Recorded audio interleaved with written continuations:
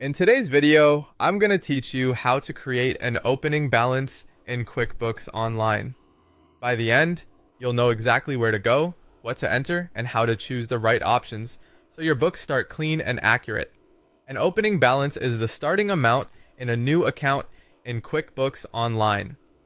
Think of it as the snapshot of what your bank said you had on a specific date, right before you begin tracking day-to-day activity in QuickBooks. Getting this right makes bank reconciliations smoother and helps your reports make sense from day one.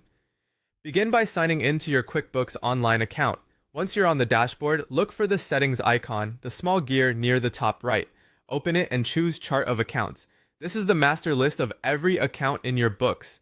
To add your bank, select New. You'll see a form to create the account. Set the account type to bank. This tells QuickBooks this account holds cash and will behave like a bank ledger. For detail type, pick the option that best matches the real account.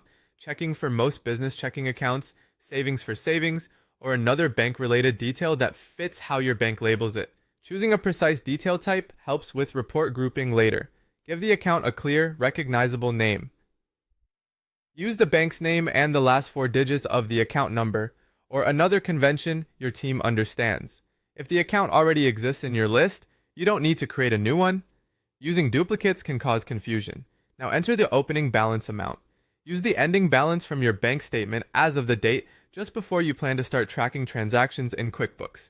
For example, if you'll begin entering or importing activity starting January 1st, use the statement balance as of December 31. Be sure this figure reflects only cleared items. Exclude any outstanding checks or deposits that hadn't cleared by that date, since those will appear as transactions you'll add later.